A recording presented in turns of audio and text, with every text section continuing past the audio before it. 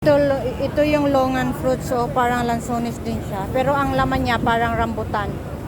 Yun siya, oh. Yan, may lansones dyan. Lansones. Ayan, itong parang anong tawag nito? Parang apple siya na maliliit.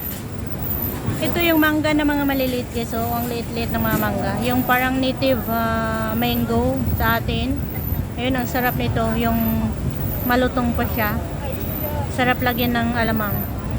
Pero ito yung kadalasan dito sa ano guys. China, sa Hong Kong. Itong Longan fruits. Yan o. Season ngayon ng ano, ganitong prutas. Parang ano siya. Pwede magtikim ng isa nito. Pwede magtikim ng isa. Ito guys, oh. Ayan yung laman niya. Ayan, ayan.